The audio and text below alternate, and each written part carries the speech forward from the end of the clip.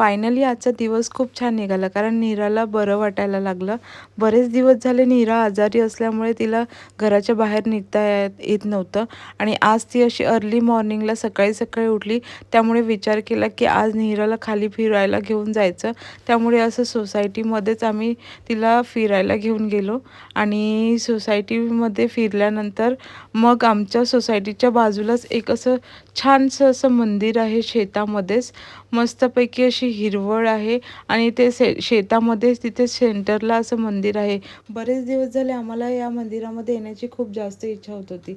But आज आम्ही finally walk करत करत इथे छान आलो मंदिरामध्ये. पूर्ण आजूबाजूला निसर्गरम्य वातावरण आहे आणि शेतामध्ये असं मधोमध असं मंदिर आहे आणि इथनं सूर्योदय इतका सुंदर असा दिसत होता, कारण की समोर अशी हिरवीगार शेती होती छान आणि आजूबाजूला सुद्धा शेती होती.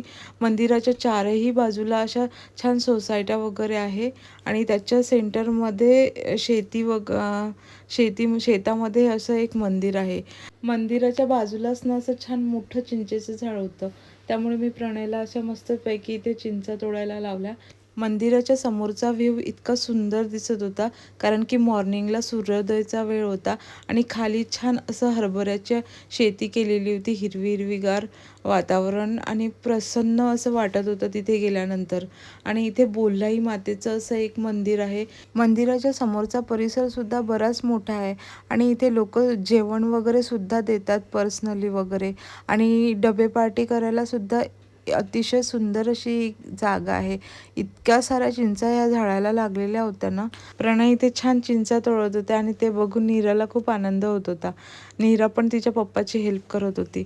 मस्त फायनली आम्हाला इथे थोड्याफार तरी चिंचा मिळाल्या आणि चिंचा खूप जास्त गोड होत्या इथल्या. त्यानंतर छानसं असं आम्ही देवीचं दर्शन घ्यायला गेलो.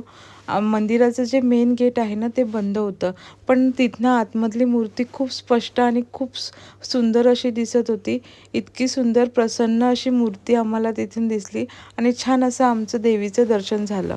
दर्शन झाल्यानंतर मग आम्ही तिथनं निघालो, कारण आम्हाला जायचं होतं ब्रेकफास्ट करायसाठी, कारण की भूक पण खूप जास्त लागली होती. नीराला कचोरी आवडत असल्यामुळे तिने इथे कचोरी खाल्ली आणि आम्ही मस्तपैकी असे पोहे खाल्ले. चला तर हा मिनी व्लॉग मी इथेच संपवते. भेटूया नेक्स्ट मिनी व्लॉगमध्ये. Bye bye.